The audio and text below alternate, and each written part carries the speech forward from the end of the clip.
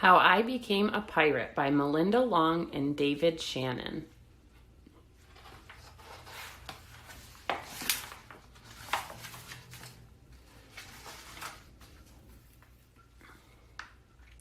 Pirates have green teeth, when they have any teeth at all. I know about pirates because one day, when I was at the beach building a sandcastle and minding my own business, a pirate ship sailed into view.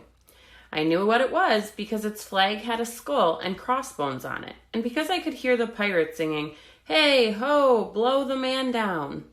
They were a little off-key. I tried to tell Dad, but he was busy setting up the beach umbrella. I tried to tell Mom, but she was busy slathering my baby sister with sunblock. So I went back to my sandcastle, but I kept an eye on the pirates. By then, they were rowing to shore.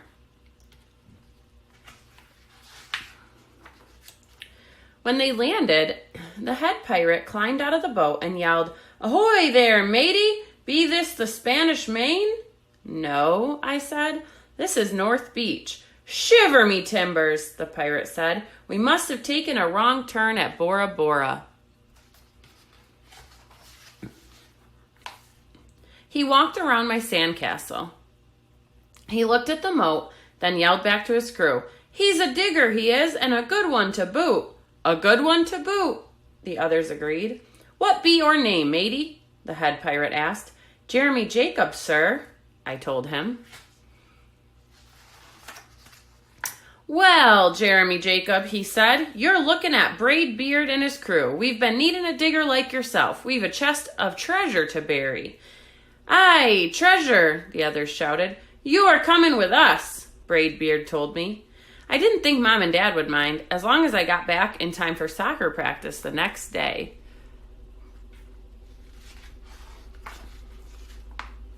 That's how I became a pirate. As soon as we were on board, Braid Beard showed me the chest of gold and jewels. "Got to find a safe place for this here treasure. It's high time we were off," he announced. "We're off," we all shouted, and then we set sail. There was plenty to do on board. The pirates taught me to sing sea chanties, the louder the better, and to say real pirate stuff like land, blubber, and scurvy dog. By dinner time, I could speak pirate perfectly. I also learned pirate manners.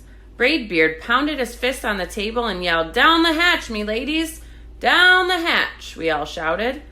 Braid Beard gulped his food and said, "Hand over the meat! The meat!" we all roared.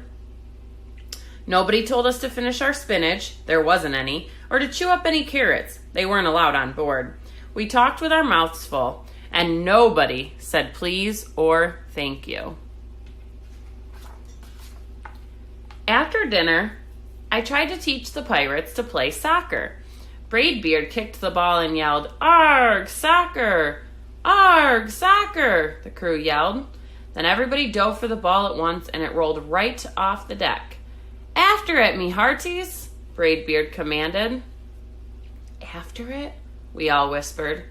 We fought over who would go get the ball, but it didn't matter anyway because a shark came along and swallowed it in one gulp. So much for soccer. By now it was past my bedtime, but nobody tells pirates to go to bed, to take a bath, or to brush their teeth. Maybe that's why their teeth are green. Pirates sleep with one eye open, just in case, and they don't change into pajamas unless they want to. Pirates don't do anything they don't want to, except for maybe swabbing the decks. I wanted to be a pirate forever. But then I found out what else they don't do.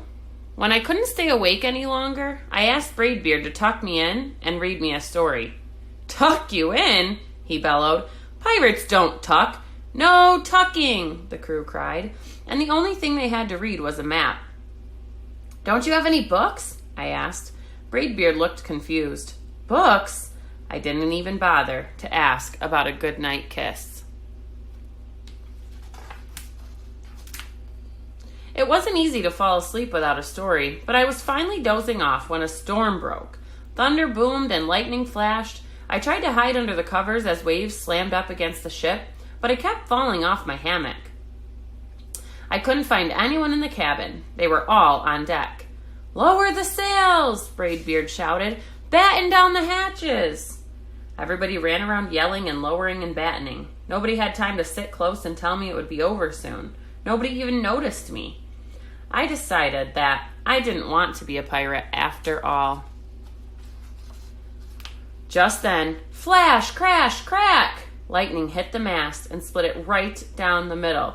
"What'll we do now?" yelled one of the pirates. "We'll have to turn back," called another. "But the treasure!" hollered Braidbeard. "Where will we bury the treasure?" I stepped forward. "Maybe I can help," I shouted over the wind. "I think I know the perfect digging spot." When the storm was over, we rowed back to shore and buried the chest. We drew a map so we could find the treasure again, but I don't think I'll need it. After that, the pirates repaired the ship and got ready to set sail. Before they left, Braidbeard handed me a flag and said, "You make a fine pirate, Jeremy Jacob. Guard that treasure well. We'll be back to get it soon enough." "Soon enough," the crew repeated. "And if you ever need us," Braidbeard added, "just run the Jolly Roger up yonder pole." "Up yonder pole," the others shouted.